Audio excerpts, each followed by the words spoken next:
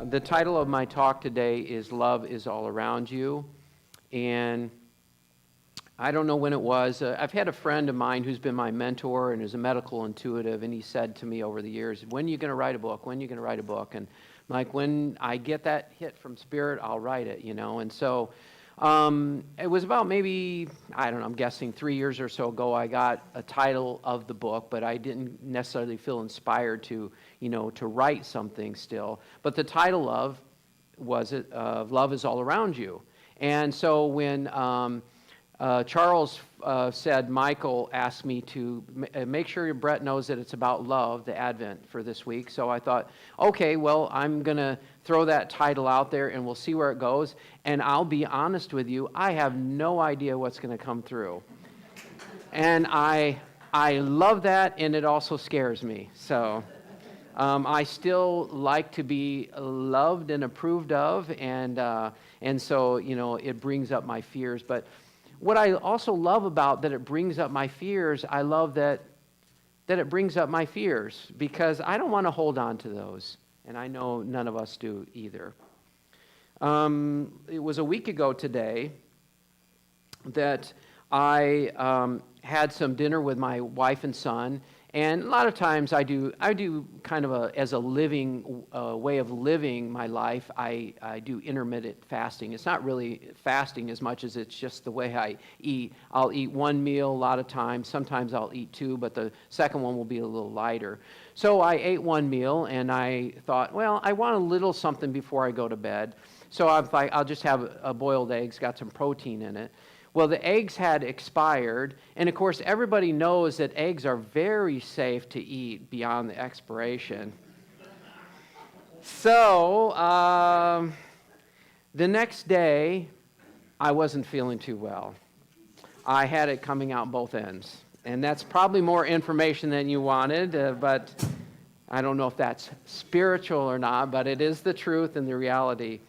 And my body completely emptied itself out that day, which was good. It was taking care of what it needed to take care of. I was trying to rehydrate because obviously, when you've got it coming out everywhere, you need to put some fluids back in your body, but my body would not have it. I couldn't keep any water down even. So that was the first day. The second day, I wasn't really feeling, that I wanted to eat something. My body was still feeling it wanted to clear out. So I later on in the day, I was getting hungry and stuff, which was a good sign. But I thought, well, I'm going to just finish fasting for 2 days and really give my body a chance to clear out, which I did.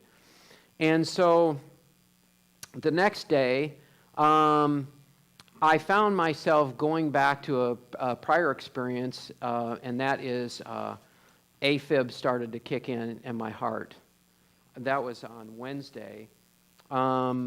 I went to bed trying to relax, but it's been this challenge that I'm one of these guys that, if like I have a chance to grow and heal, if I have a chance to do it at a level 10, I'm going to take it to a 20, right? That's just how I am. It's like, I got to be growing, got to be healing. It's like, there's got to be more out there. So that's been my whole life. And I'm pretty clear that AFib has come along because when I'm doing this intense spiritual work, AFib kicks in. And it's like God saying, Brett, can you just relax for a moment? Can you just come back to just being in the awareness and recognize in the awareness there's actually nothing to heal? Let me say that again. In the awareness, there's actually nothing to heal because you are the awareness. You're the one witnessing all of life. But our tendency is, probably more so in unity than other places because we're healers and growers. We all know that, right? And I love that. And at the same time, there comes a point in time where we have to just rest in the pure beingness of who we are. And so I was feeling, in some ways, I was on a roll. I was like really being conscious and aware of so many things, and they would present themselves. I go, nope, not the truth. I'm letting you go. But in being so conscious and aware, it was almost like I was inviting more things to come in so I could be conscious and aware of them so I could let them go. Why? So I could grow and heal. Yay. So I was doing that. I was growing and healing more. Meanwhile, my heart is starting to flutter more and more. So I lay down in bed, and I'm recognizing a dilemma. The dilemma is I'm in AFib, and normally what I would do is I would be aware of noticing that the words I am an AFib, which insinuates I am the body, which I am not. So I was noticing that and saying, no, I'm not an AFib, this body is. Let me be clear on that, because we don't want to identify with the body and the mind. It'll pull us deeper into our egoic self, our personhood. So now I'm being conscious and aware of this, but I'm also recognizing that the more I'm being conscious and aware of it and letting this go, it's creating more AFib. And I'm like, oh, God. The very tools that I know to use to get me out of AFib, I cannot use right now. Meanwhile, that brought my fear up. It brought my panic up, of which I could normally very easily deal with through kind of my meditative process, my awareness process. So that was the conundrum, you know. So I'm laying in bed, and I'm feeling worse and worse. I got up about 1:30 in the morning. My wife was still up. And she said, why are you getting up? I said, I'm not feeling too well. And I don't know why I feel a little bit emotional about that, but so I just am sitting there, and I'm just feeling very miserable. 2 days of fasting, 2 days of my body really just going through the ringer with the whole food poisoning thing. And I really just didn't know what to do. Now, if you know me, you would know that I don't take any medication. I don't have any judgment about that, but I've taken a holistic path. I hadn't seen a doctor in probably 30 years. Well, there was a couple times I had to get stitches on, I won't tell you those stories. But in any case, those were the times, and I was grateful to have a doctor. But I said to my wife, I need to go to the hospital. And she's like, okay, sweetie, you know. So she got my stuff ready. We went in there. And I felt a sense of relief, to be honest with you, getting in the hospital, because I'm like, well, I don't necessarily walk this path, but I know I'll be well taken care of. And they were all very kind and a little bit crazy in the world, and as far as how I approach it. You know, I had people coming in and telling me, one day they had me on heparin, and which is like a blood thinner, and you know, so that I don't end up going into a stroke, that kind of thing. And the next day, then I had another set of doctors come in and said, no, you take them off heparin, put them on Lovanax. And so I'm like, okay, that's fine. And so anyhow, then I had somebody else, the cardiologist, come in and said, no, Lovanax doesn't support AFib. Have them go on heparin. And I said, and so she came in to put the heparin in me. I said, no, you guys get clear on what's going in my body and what it means, and then come back to me when you've kind of gathered with each other with some wisdom here. And so they did that. Meanwhile, they got me on, and I know some of you maybe have AFib or have family. I took care of my mom. She was on Eliquis, a blood thinner. She was on metoprolol, which is for blood pressure, and I don't need to go into all of them. Anyhow, so they wanted to put me on metoprolol also because that lowers the blood pressure, but also kind of keeps the heart from spiking so hard when you're in AFib. So they wanted to do that as well. They're taking my blood pressure. You know, as a meditation teacher, I'm pretty calm about things, and when I'm resting, I have a resting heart rate that sometimes drops into the high 30s. They don't want to see that, right? For them, like, oh God, he's got low blood pressure, you know. So which is actually a healthy thing. It can be. And so, in any case, so now they can't give me the metoprolol because that would lower my blood pressure even more. So then they take me on this journey of all these different doctors saying different things, and before they release me, they're trying to convince me to go on a blood thinner, and I said, but one doctor, to me, the one who had the courage, this is my judgment, had the one courage to say the truth, and he said, honestly, Brett, he said, your heart looks great on the EKG, all your markers are super healthy, you're at such a low risk of anything happening as far as a stroke goes, I wouldn't recommend that you do it. I'm like, thanks for your honesty. Meanwhile, I have other doctors that aren't taking the same approach, coming in here trying to strong arm me to take the medication, right? And so before I get released, before they can release me, which I'm about ready to release myself at this point in time, but in any case, before that happens, they have a doctor comes in, and she said, hey, look, she said, this is the scoop, and, you really should be on a blood thinner. And I said, okay, tell me why. And she said, she's telling me the stuff and all that kind of thing. And I knew a lot of it because, again, my mom had AFib, my sister had AFib, my brother had AFib, so it was a hereditary kind of thing. And so in any case, and I said, and what's the risk of me getting a stroke? I want to know what the exact numbers are. And she said, okay, let's calculate that out right now. And she said, okay, it's 0.2%. And I said, not 2%, 0.2%. I just want to be clear on that. She said 0.2%. I go, yeah, I'm not doing that. That's a clear thing for me in my head. I am not doing that. Meanwhile, the nurse said, no, I'm not giving you the metoprolol because your blood pressure is already so low anyhow. So we really didn't end up having any of it, right?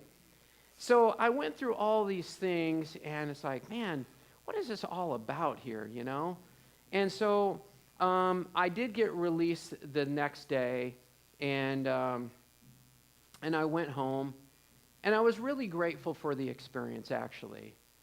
They were all, as much as there was different kind of communications and stuff like that, they were all really kind to me. I was well taken care of. And I actually, once the AFib stopped, which it went on for about, close to a day, I guess. And once that stopped, I was just, even when it didn't stop, it started to relax more and more. Then I was able to just relax, take some time for myself, lay back in the bed, and they have something called room service there at the hospital. And it wasn't even one of those deals where they just, bring you these kind of generic meals or anything like that. They actually had a fairly decent selection. I'm not going to say what the quality was, but it wasn't bad. It wasn't bad, and so, and I ended up having a roommate. We ended up talking about, he had studied with Jack Kornfield for doing Buddhist meditations. Jack Kornfield, Chicken Soup for the Soul, if you're not familiar with him. So it ended up being a really nice experience, honestly, once the AFib stopped. And I went home, and my wife and I were talking about the whole experience, and what I found out is I really almost needed it for myself and for my wife and for my son to really hear how healthy I am. And I felt really good about that. In fact, I've been carrying this story, which you've probably heard this story before, about me being pre-diabetic. They said, we show no signs of you being diabetic at all. So I had moved through that as well. These were all things that were really bringing a sense of peace to me.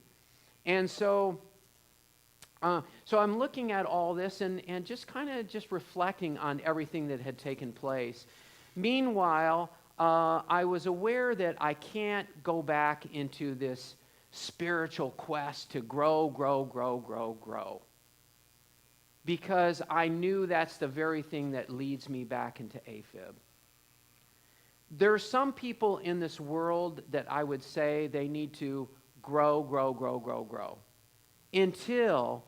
Until we get to that point to say, am I ready to sit in the stillness and the silence and the beingness of who I am? Because when you come to that place of awareness, you can see that, in fact, love is all around you. It's everywhere. Life is love. Life is love. God is love. And I know sometimes as coming from the person or the mind or the ego self, whatever you want to call it, we can't see that, and it doesn't look like that to us. Why doesn't it look like that? Because our mind always has something to say that this needs to be that way, you need to be this way, they need to be that way, and it always has something to say. But when you come back to it, and Troy and I were talking, when you come to this place to recognize we've talked about what awakening is. Awakening is when your awareness and your mind separate. When the awareness and your mind separate. Mind being the thoughts and the feelings, okay? The thoughts and the feelings. When you recognize you are not that and you can just witness all of it, that's when you can begin to see that everything is in order, that love is indeed all around us. So, needless to say, I should tell you that the first meal that I had in the morning for breakfast was eggs, so I wasn't exactly, I was a little cautious on that.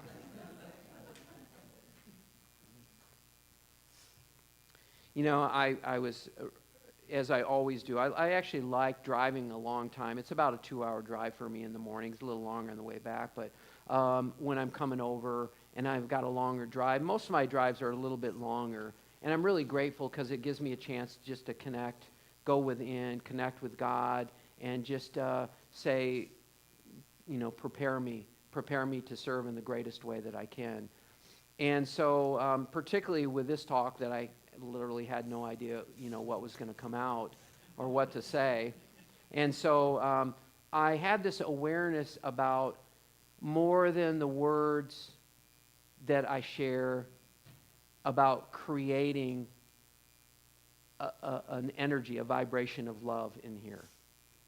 And then when I heard the word creating a love, then I heard another thing. No, it's not creating.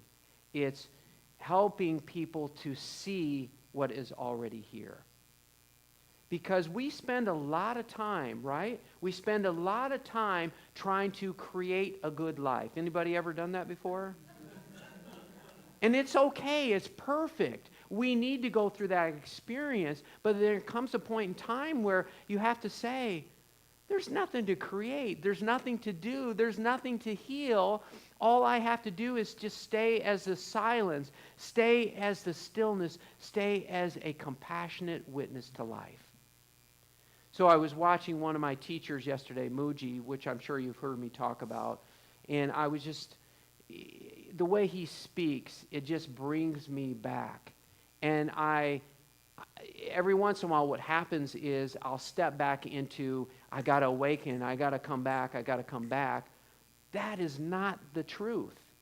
It's not the truth. And I caught myself as he was saying it to somebody else, and he brought me back to the awareness, and I say, oh, okay, I'm still searching. I'm still looking. I'm still trying to heal. But who is the I that's still looking and searching and trying to heal? It's our egoic self. It's our person that wants to grow and heal, because the person, which is of the mind, of the head, the person says, I'm not enough. But the awareness, just the witness of it, doesn't need it to be any different than it is. That is awakening. And it doesn't happen overnight, by the way. I actually had an awakening back in 2015, and so what I didn't realize in that is my mind was saying, I've got it now. I'm all done, And that's what the mind will do. It'll always take something, make it bigger and bolder, and it'll work it and manipulate it to its liking, but it never works. But the truth is, when we do awaken, and I know people in here that have had that experience, when we awaken, it's kind of like what Muji would describe as, it's kind of like when you turn the ceiling fan off. You've turned it off, but it's going to be spinning a while until it unrolls. There's some people that will have something that, it's a drastic awakening all of a sudden, but I don't know anybody personally like that. I do know people that have had awakenings, and it's just this unfolding where you now recognize that you are not your thoughts, you're not your feelings, you're not anything outside of yourself. And so I'm on Reddit, and I'm part of a meditation group on there, and I heard a gentleman just saying he was struggling with a meditation, and he really wasn't sure what to do. And I was saying, in the simplest way, and this is what I want to share with you, in the simplest way, just keep coming back to being aware. That's it. Just keep coming back to being aware. You have thoughts, just come back to being aware. And the breath is a wonderful way of doing that if you don't have another way. But whatever is going on, you're having certain feelings, notice them, come back to being aware of that. Come back to the moment, come back to the breath.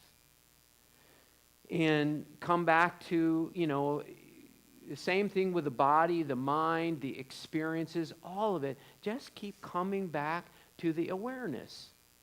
The other thing I want to say is stop trying to figure things out.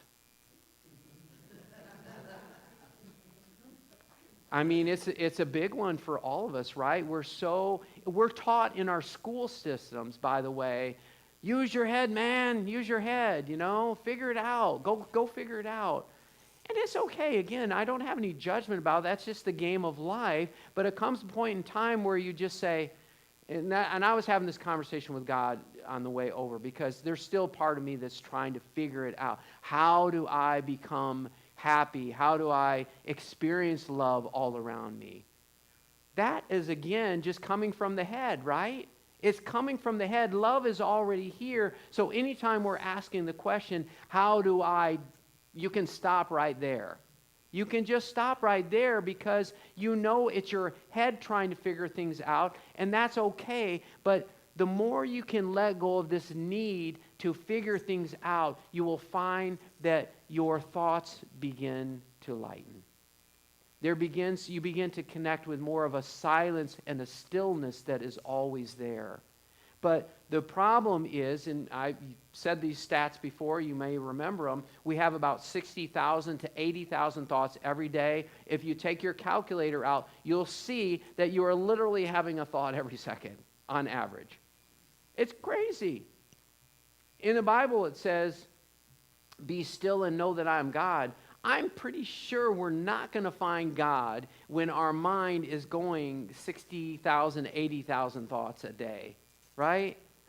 So a really beautiful way is when you just say, all right, God, I'm done with trying to figure things out. I know there's nothing to figure out. Now, in your mind right now, and I'll address your mind right now, because your mind might be saying, well, yeah, but how do we solve all these problems?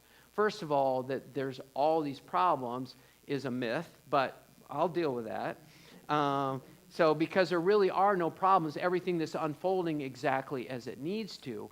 But as far as solving all these problems, what you'll find is when you truly give this over to God and you stop trying to figure things out, you'll notice that everything presents itself, the solutions present themselves when they need to. And that is the truth. And you don't have to believe me on that, but I invite you to explore with it. What if I stop trying to figure it out? We've all lost keys or something like that before, and we're like, I don't know what to do. And you finally just let it go, and what happens? They show up. That's just how it is. God is not interested in having you suffer for the sake of suffering. Suffering, in fact, God is not even interested in having you suffer per se. God is simply giving you an experience, and you're suffering the experience. Right? It's not the experience that is the problem. It's that we are carrying something that is blocking us from flowing with the experience. So we're saying, I'm suffering. And there's nothing wrong with that. But there is the phrase that a lot of people may have heard before, pain is inevitable, suffering is optional. And the suffering part of it is when we're not flowing with the process. That's what the suffering is. But pain will come up. It will present itself. I know I come up here and I give the same message every single time I'm here. I give the same message every single time I'm here, but with different words, and I'm asking you to see it maybe a little different. I hope to approach it in different angles. Sometimes I would hear the same message over and over, and then all of a sudden I'd listen to maybe Eckhart Tolle or Muji or Sadhguru or just one of the awakened teachers out there, and I'd say, oh, now I get it. I understand something deeper. We need that experience. I listen to Muji over and over and over again because he speaks in a way that keeps bringing me back home to who I am. I hope you come back home to who you are, because the truth is, the absolute truth is, you are truly perfect exactly the way you are. I know your mind wants to convince you that's not the truth. I know your mind wants to do that. Notice those thoughts. Don't give way to them. Don't empower them as if they're the truth, that you're not enough and that they're not enough. It's okay to have those thoughts, but just simply be aware of them. Don't let them pull you into the drama of life. Be in the world, but not of it. Just notice all of it.